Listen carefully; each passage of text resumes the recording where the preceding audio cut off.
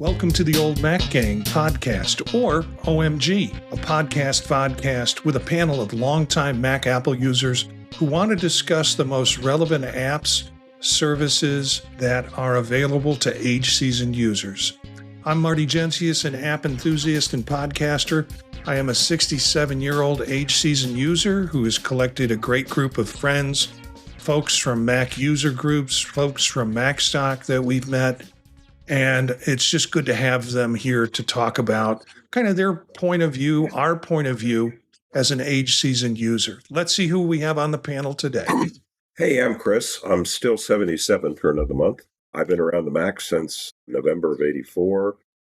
Did a lot of work with the Apple user groups in the Dallas area and Austin and Texas, and had an opportunity to work for Apple, and then finished off with a university in the Bay Area doing IT and volunteer photography. So I've been retired here in Tucson for the last 7 years, and I'm a happy member of the Tucson Mac user group. More on that in a minute.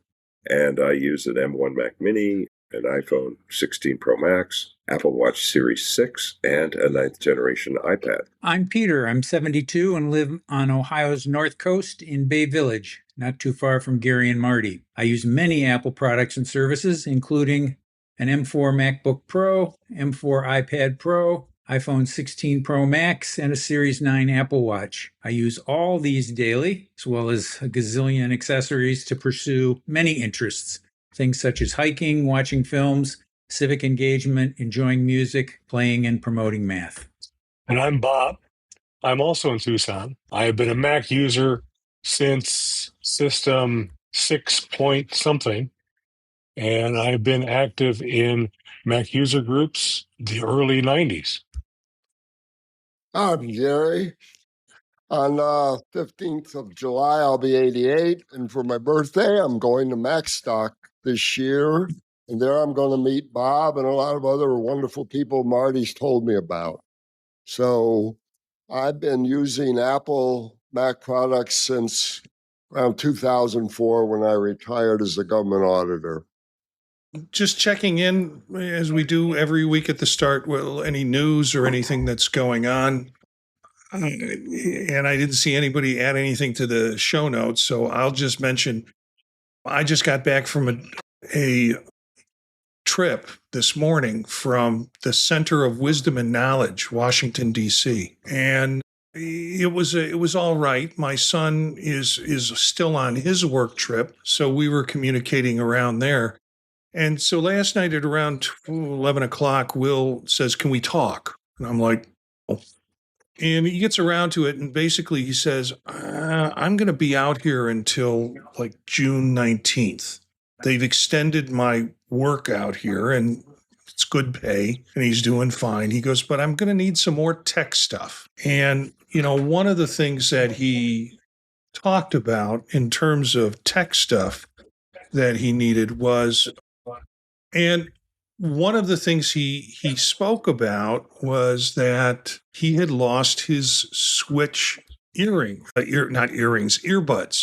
And I think we mentioned this on a previous show.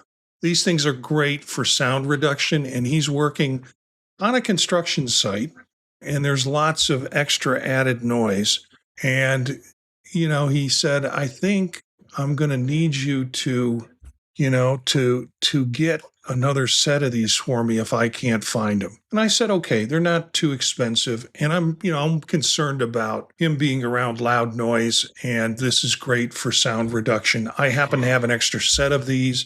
I might just send him that because they're great on planes. But it's a small little box they're in. And he said, "I might have just thrown it out of my pocket by mistake," but he has found the usefulness of these in terms of sound reduction. And they call them switch because you just kind of rotate one side of them and it will reduce or make this to not, block the noise, or as you turn it the other direction, it gets more and more transparent. So that's just one thing I wanted to share. He's doing well out there, and he got some other good news in terms of employment. So we're all excited and happy for him. And then we spent the rest of the phone call trying to figure out how he was going to go to the North Woods in Wisconsin and meet up with us in Chicago just for MacStock, and then, then drive back with us afterwards. So it was a pleasant conversation with him. I think one of the things that's new, that's really noteworthy, and fits with part of our community. Have you seen the article on the accessibility that came out? And we'll have this link in the show notes for folks. This is pretty remarkable. I guess tomorrow is World International Accessibility Day. So Apple put this out saying this is what's going to happen with our new operating system in the fall. So there'll be accessibility nutrition labels that will help people understand nutrition levels, and we'll do reading. We'll make sufficient contrast so people who are interested in knowing what they're putting in their body will be able to, if they have accessibility needs, will be able to see it. This I thought was exciting, the magnifier. And I'll tell you, my wife got some vision issues, and we've been up to the Ohio Center for the Blind, or Center for Vision Center, and it's a remarkable public service. Peter, or Gary, have you been to that? No. Nope. Okay. It's a remarkable service, and it's for folks who are having issues with their vision, particularly acuity issues, and they have all sorts of accessibility objects that you can purchase and try, primarily magnifiers and screen magnifiers.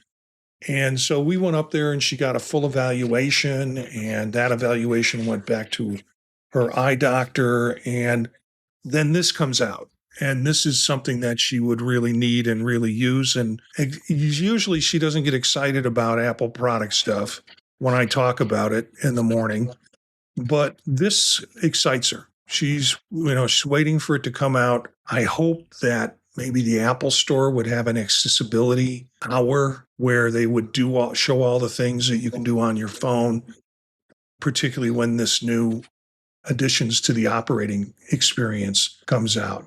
We'll also turn your iPhone into a full Braille note taker, integrated into the Apple ecosystem.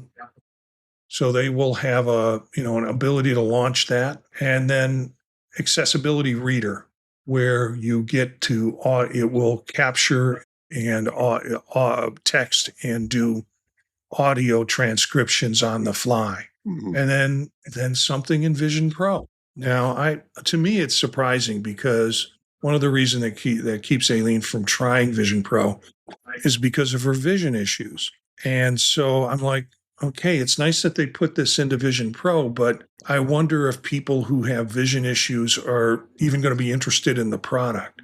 But they're doing some interesting accessibility stuff with it. So any comments from the group on this if you took a look at the article? Well, I just want to comment on Vision Pro, that people who have vision problems might be very interested in having that be a front end, to things they use to read books, different magnifiers, things like that, things that can crank up the contrast and stuff like that. I mean, I know that the couple friends I have who have vision issues were, telling me monitor it closely and tell me if it's going to be something that you think would be good for me to check out. Back in the day when macOS 10 first came out, there was a bunch of accessibility stuff that had been in System 8, or what became at the end System 9.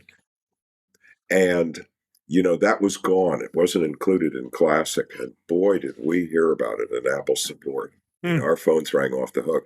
It took Apple a while, it added them all back, but they're all back now. Problem is, they rarely promote it. So, I see people, particularly in our user group, who could probably benefit from some of the accessibility stuff. And I try to promote some of this, but I'm not sure it isn't falling on deaf ears. So I hope Apple will really spend some time around this and really promote it, because it's a big deal. And it really extends the availability of computing, obviously, to a much larger population. Any other comments before we go on to the topics for tonight? I'm going to tell you, though, that again, the link to this article is in the show notes, and it is, even whether you have accessibility issues or not, it's a really interesting article to see what the technology is doing to assist those folks who might have issues with accessibility and particularly vision. Seems to be the focus of the article with that. So tonight, I was sitting in an airport this morning at 6:30 and trying to think of a topic for tonight, and knew I had to get something out because we need kind of the day to find stuff and think of our responses and such. And I decided to do it a little bit about tech traveling and but non-tech gear. So, avoiding all of the software or hardware that we might talk about. And I'm like, this is a stretch. I don't know how y'all going to respond to it. And we've got two questions, and I think we've got some really rich ideas in terms of the kind of gear and the kind of things you like to wear when you're traveling. After that, we've all got a tip, so hang around for the tips that we've put together to share in terms of tips that users might benefit from. So let's go ahead and start. And the question was, what's your favorite travel bag? The bag that you grab to travel with. Okay, so I'm a tech guy, so the first thing I think about when I travel is not do I have any clothes, but do I have all my gear with me? And I travel primarily by car, so that might be different than a lot of people who think, oh, flying or something like that.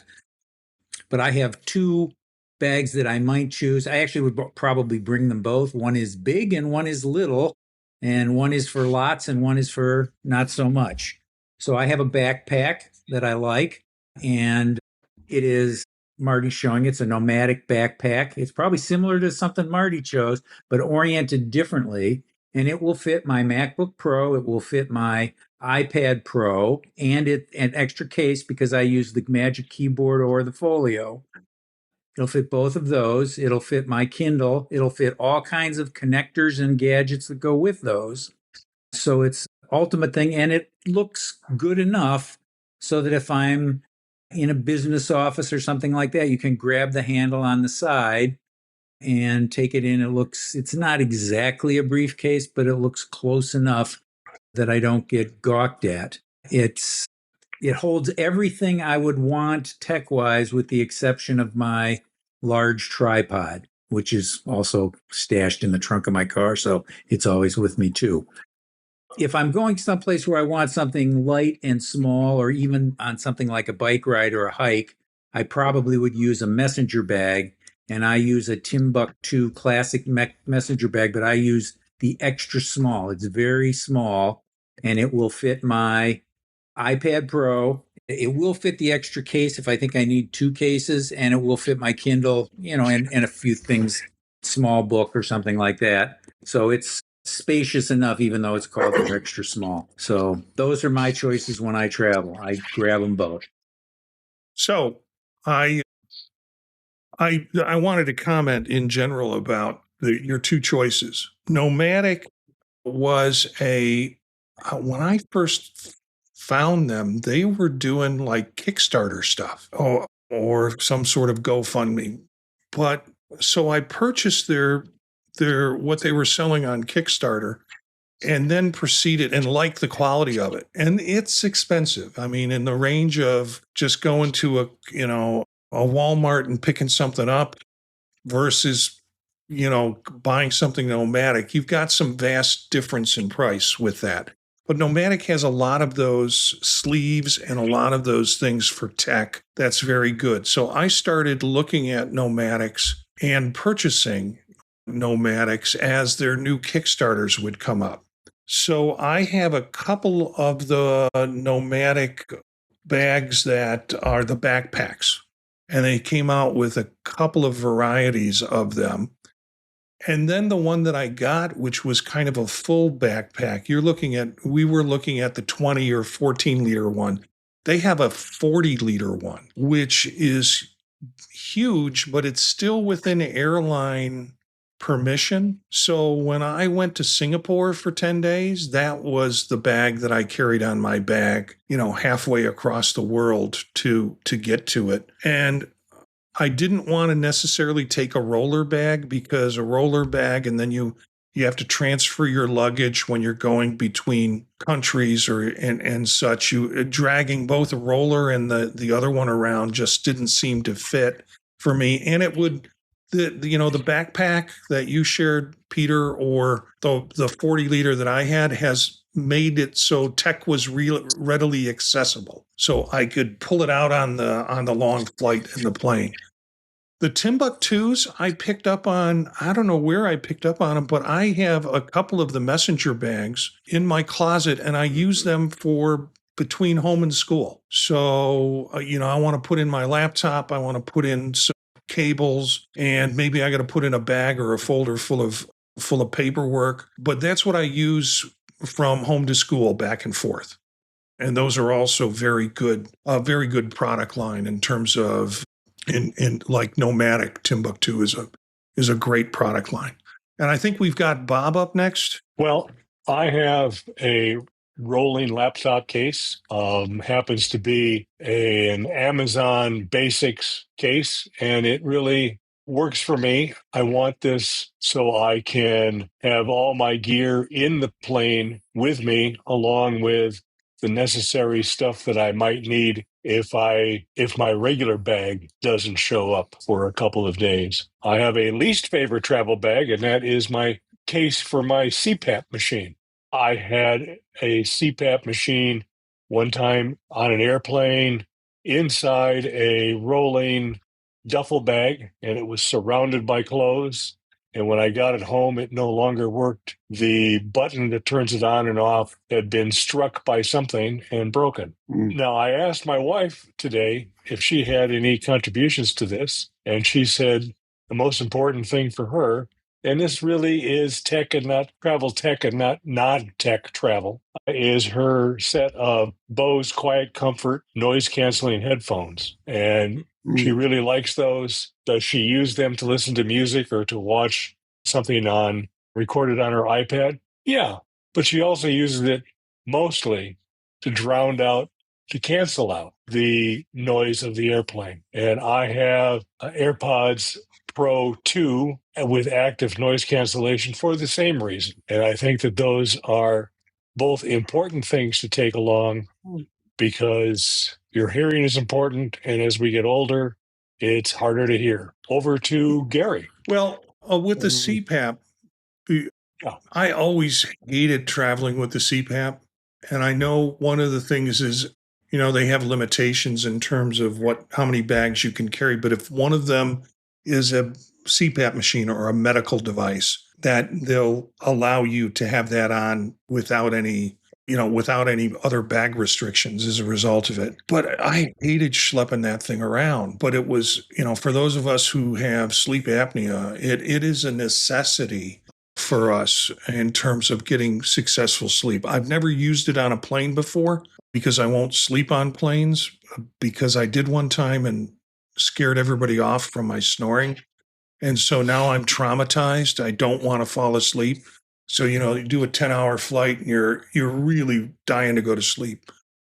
But I did find, and this was an extra expense, if you have a CPAP machine, you generally have one. And if you go somewhere, you take that. But they have these little portable machines, and I was flooded with ads for it, and then broke down and bought one. And it's small. It's about, like a small box of Kleenex or even smaller. One of those little teeny boxes of Kleenex, and the tubing and the stuff that you have to have. And it fits into a padded bag that is about the size of a box of Kleenex. And that's what I pack inside my large travel bag, and haven't had any problems with it. But it does take up a portion of my suitcase. So it means either I'm packing less clothes or I'm getting a bigger suitcase to fit all of that in as part of it. But yeah, I know why you mean CPAP is your least favorite bag to take, because they can get bulky.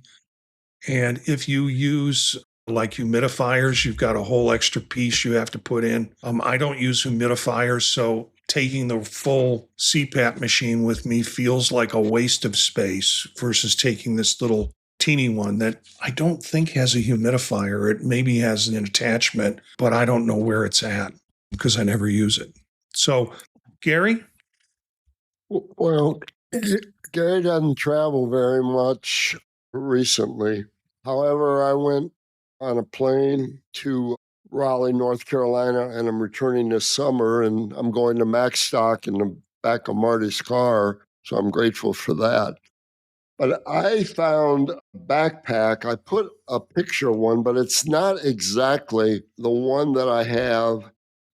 And unfortunately, the one I have is about that size, and the one kind of like Peter showed, it's just got a very kind of a modern G on it. And for the life of me, I don't remember where I bought it. Probably REI, because when we were camping, I did buy a lot of products from REI. But that one will fit, Marty, my MacBook Air and the extra monitor you told me about, KYY or something like that. Something like that. Yeah, it's so that's what I used, and it's more obtrusive, Peter, than taking it into an office, but I just take it.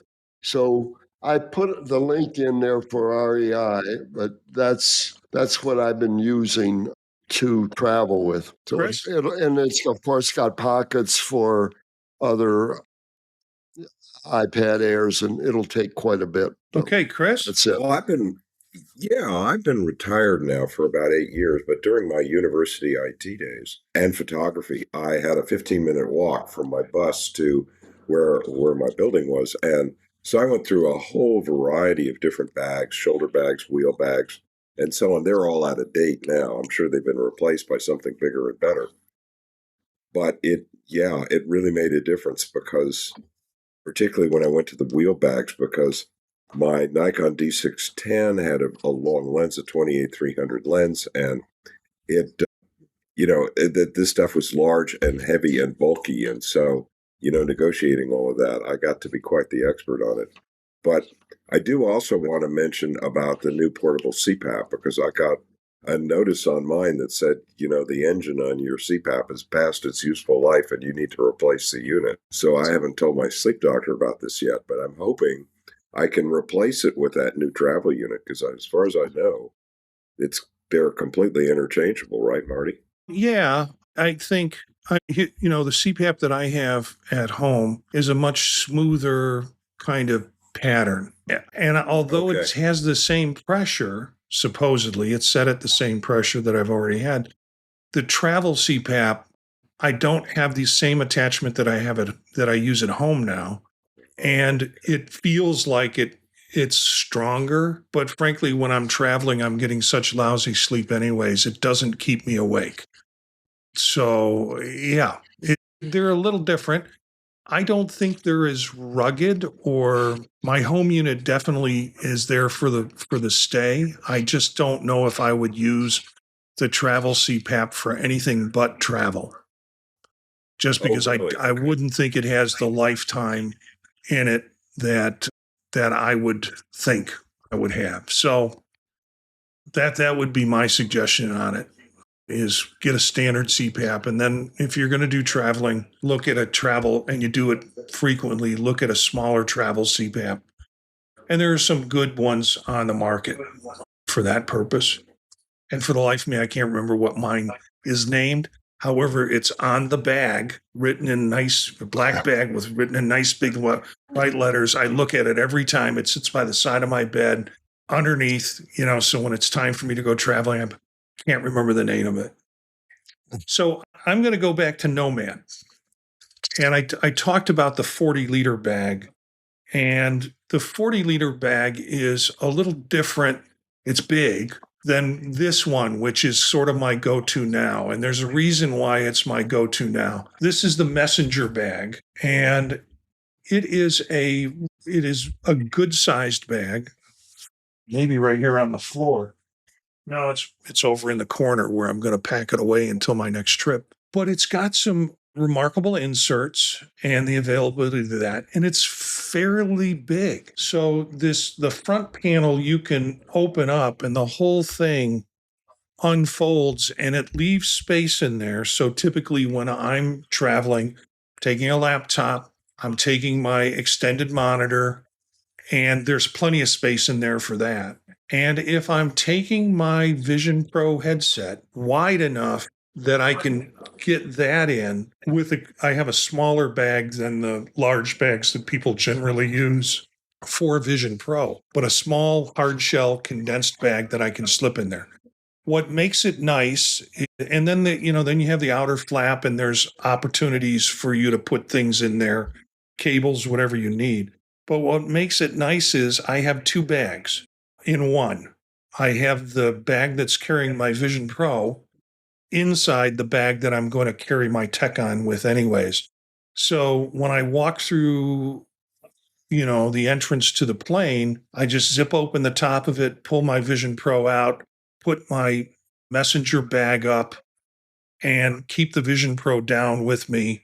So if it's anything more than a 2-hour flight, I can sit and watch a movie or do some work or do some other things with the Vision Pro headset.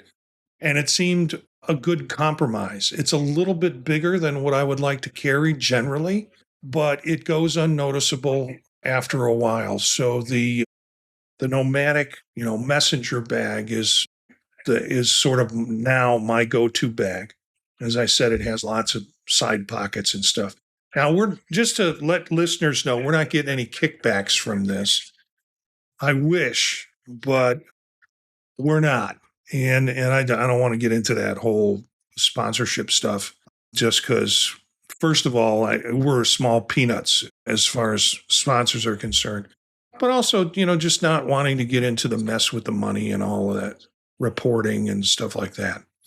Next question is, do you have a favorite coat or article of clothing that serves you when you travel? Peter.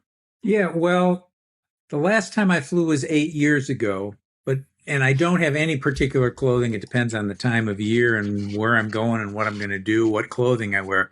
But back when I did fly, whenever TSA and all that started, so probably I've had this thing for 30 years, 35 years. I call it a pocket aggregator. I found it in some airport store, I think some international store probably over in Europe, but I couldn't make it into the back part of my attic where my airplane luggage is to pull it out to see if there's a name on it. But it's a pocket aggregator, just everything I would normally have in my pockets at the airport: cash, passport, wallet, pens, pencils. All of that stuff goes into this thing that's right in the front. It goes over your head and over your shoulder so somebody can't grab it. And it's right in front of you, really easy to get at if you need something. And when you get to the thing where you have to go through, it's easy to take off, put on, let it go through being scanned, and then put back on the other side. And then if you want to start repopulating your pockets later, you can do that at your leisure. But that's the one piece of clothing that I think I wouldn't fly without. Very much the same for me. I have a couple of photographer's vests in my travel closet of different sizes. I'm smaller now, so I have one that's smaller. I put a link in the notes, and Marty's showing it now to one that if I were buying one today, I'd probably buy that. And a photographer's vest, I bought it as a photographer's vest, but I like to use it when going through TSA because I can then, just like Peter said, put all the stuff from my pockets and my wallet and my watch and my glasses and everything in there, and then you just slip it off and you send it through the machine, and then you just put it back on when you're done. And so it has a lot of pockets, and I recommend that you do not buy one that has a gazillion pockets, because then you'll tend to lose things. I've lost things in my vest. Yeah, I know I put it in there someplace. What pocket did I put it in? When you got 25 pockets, it's sometimes hard to find things. All right. Gary. Well, recently I've been wearing vest with just two pockets. One, because I don't seem to use the pockets in my jeans that much to keep a wallet or a cell phone. And as I mentioned, I wear my Apple Watch all the time, and have used it a number of times to find my phone, which has a blue cover on it, where if I were getting a new phone, I would get a yellow or red cover to find it. I like to have the vest that will have a couple of pockets, and normally a shirt with at least one or two pockets to keep things in. I seem to want stuff more that I can get to with the pockets rather than the pants pockets. As I said, I'm not traveling that much, and I only have 4 or 5 things that I want to have with me all the time. Number one is the phone. Or Chris. Chris, I guess. Yeah, I also, like Bob, have a photo vest. It's a little bulky, though. So I sprung for a ScotteVest a couple of years ago, and I just love it. It's the lightweight model for tropical climates, since I live in Tucson, and doesn't have quite as many pockets, but maybe that's an advantage. And the one thing I would suggest, I got the light khaki color, and I'm a little nervous about getting food and stuff on it. So I think I'd get a darker color if I were to do it again, despite the whole heat thing. But back in 2001, I made a trip to Nepal and Tibet. And at the time, we had these waist packs for our passport and currency and stuff. And you'd wear this thing around your waist under your shirt. And I mean to tell you, it was a real pain getting, the passport in and out and stuff like that. So the ScotteVest is really the answer for that.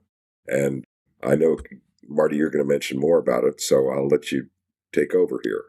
Yeah, I think I first heard about Scott, and for listeners, it's Scott E-Vest. It's all one word, but it's a E-Vest.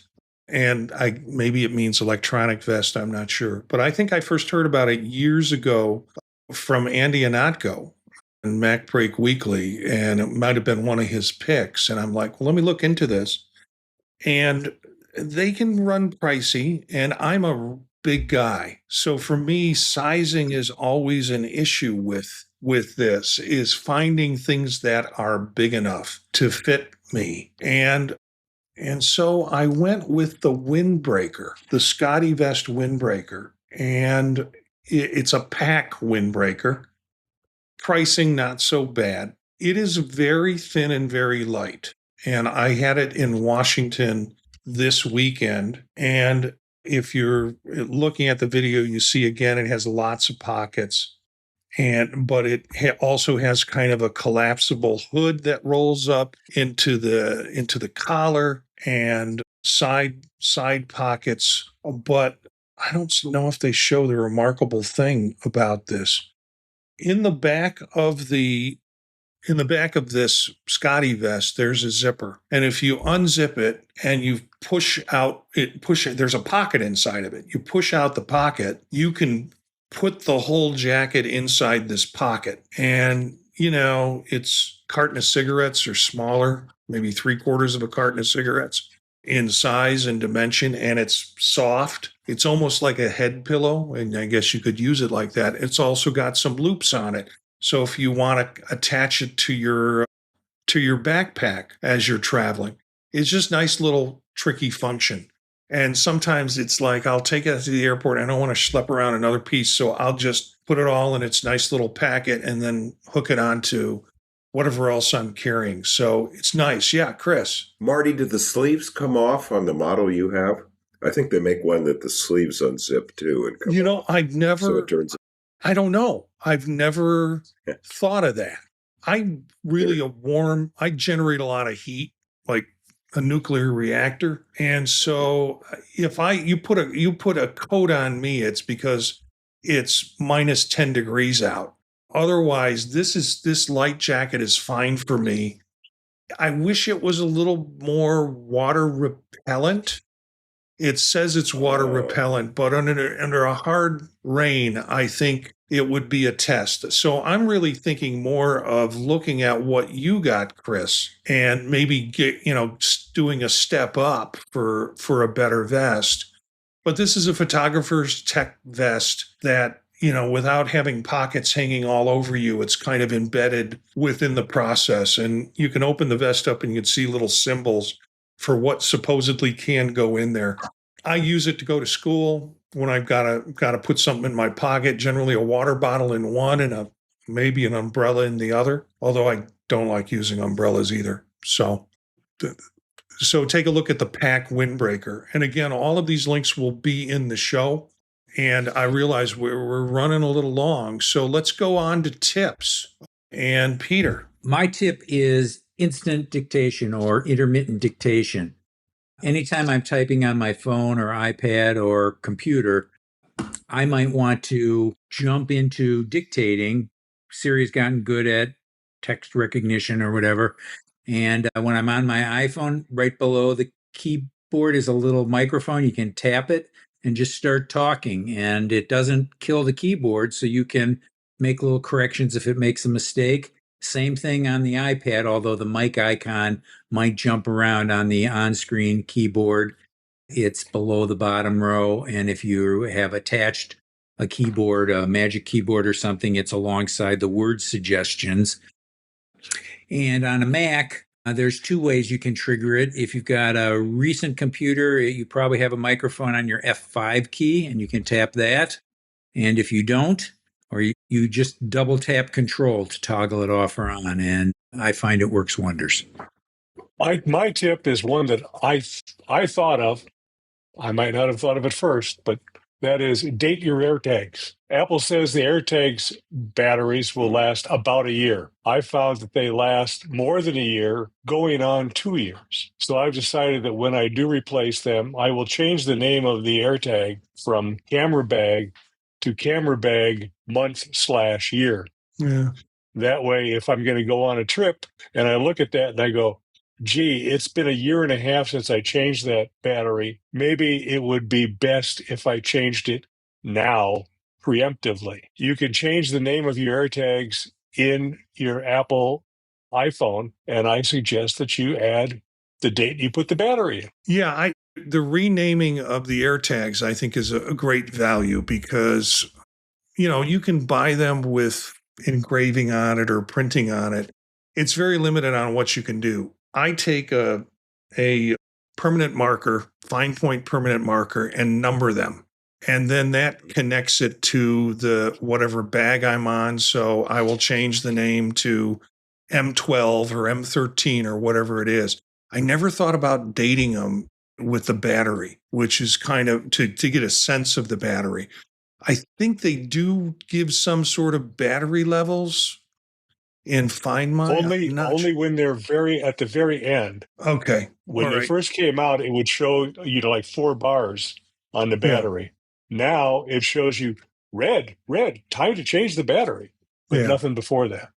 And changing the battery, it's, let me tell you, old fingers, less dexterity, less, pressure. It's crazy to change the battery on that.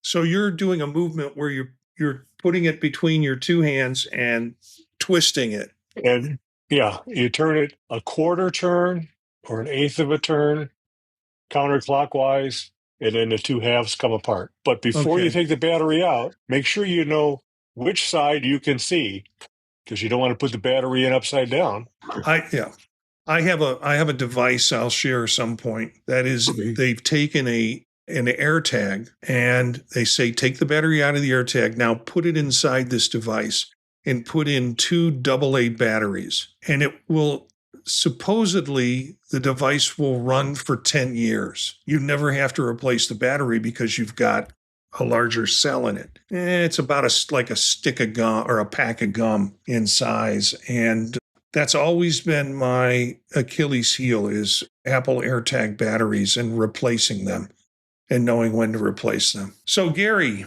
what do you got for us? Well, I got this from Peter, and I'm trying to use it more often as an app called Text Expander, which allows me and anyone to put something together and then use it when you're writing emails or messages instead of repeating it over and over again. So that's mine, Chris. Yep. Text Expander is a great app. I use it for a lot of email communication now, and I've set up a whole library of shortcuts. So it is essentially what we think of in terms of macros that you program it for. And then when it follows along with whatever you're putting in as text, and when you put in the macro, it will completely expand it. So still working in some projects where I get the same email from people, from 5 people a day. And instead of doing a cut and paste, Text Expander is just incredible product. So I'm glad you brought that up, Gary. Yeah, well, last week I had discovered that Shift Option with the F1 and F2 keys and the F11 and 12 would allow for quarter step increments in screen brightness or the volume. But that's the output volume. What I discovered this week is if you just only hold down the Option key and you press F10, 11, or 12, did I get those right? Yeah. Yep. What it'll do is bring up the system settings sound panel where your microphone input volume is. And this is all important if you use a real microphone, thanks to Gary, which I'm using now. And it, rather than fumbling around like, where is it? I've got to adjust my microphone. It's a system settings. Now where's sound? Boom, just quick shortcut. For people doing podcasts, it ought to be invaluable. Likewise, you can hold down the Option key with F1 and 2 and bring up the displays panel in system settings, if that's something you use. Some people like to be changing resolutions and sizes and stuff frequently. So boom, there it is. It'll just bring it right up. Very nice shortcuts from Apple. Yeah, mine is, I'm going to be presenting at MacStock on AI. And a big part of Apple AI right now is writing tools. And writing tools, particularly on Mac OS. I think there are writing tools available on the other iOSs. I know it's in Vision OS and I know it's in iOS.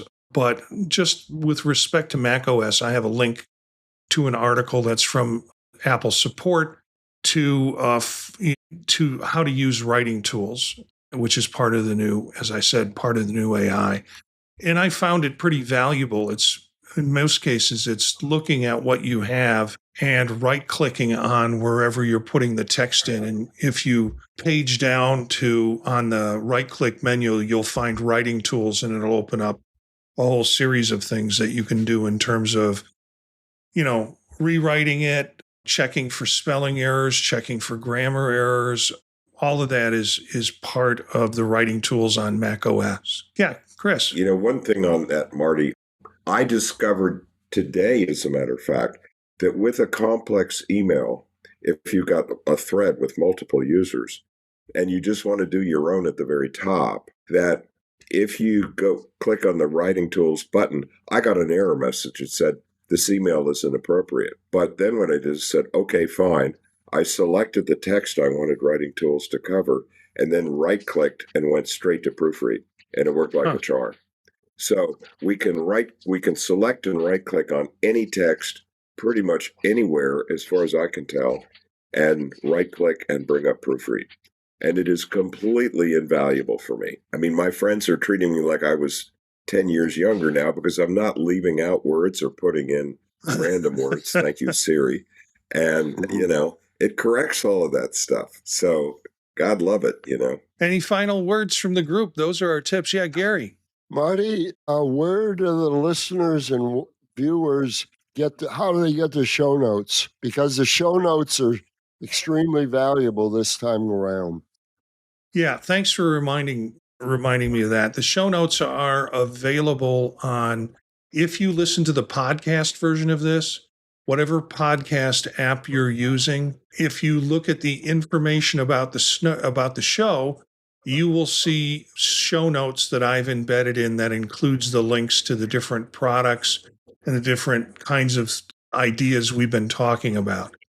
So I'll put those in not only the podcast version of it, under the notes or the information around each episode has them around the episode, but also on YouTube. If you look at the video version of this, YouTube has a space where it's like a description of the program, and then it goes into availability. I think it's like 5,000 characters. And there have been a couple of times I've had to cut stuff out because we had reached our maximum in characters in terms of information. But that's all on the video end too. You can find it in YouTube. The links will be there. And as Gary said, there's some really cool stuff in all of our shows. Some shows it's less. This case, there's more in terms of options for you to look at. MacStock's coming up. MacStock 9 is here for 3 days, July 11th, 12th, and 13th. And then we'll all celebrate Gary's birthday on the 15th. And it's going to be at Crystal Lake, Illinois, which is very close to Woodstock, hence Woodstock, Illinois, not Woodstock, avoid the brown ass. Sure. But it's very close to that city, and so it's called MacStock. And we held it in Woodstock sometime. We have this great hotel with a large conference center that is just going to be full of MacStockers, not anybody else. And it's a great way and so we live where we work, and it's a great way to kind of commute and be there. Lots of great presentations. If you go to MacStockConferenceandExpo.com, Mike Potter has put a full menu with descriptions of what the speakers are going to be talking about and the titles of what they're speaking and when they're going to speak. So you can get a good flavor of what MacStock's going to be about. It's great if you can be there. If you can be there, that's wonderful. But we also know that there's a cost that goes on with the idea of flying, travel. I'm going to have Gary as a driving companion all the way from Ohio to Chicago, and then we'll pick up my son in Chicago and drive the rest of the way out.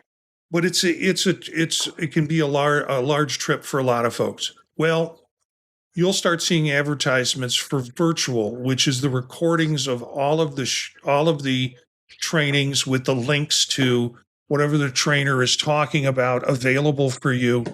And that's obviously it's a little cheaper. It's a cheaper ticket price, probably around $100. But if you want to join us at MacStock, use the code PodTalk50, and that will save you $50 on the live attending version of MacStock. Again, MacStockConferenceandExpo.com is where you can find all sorts of information about it.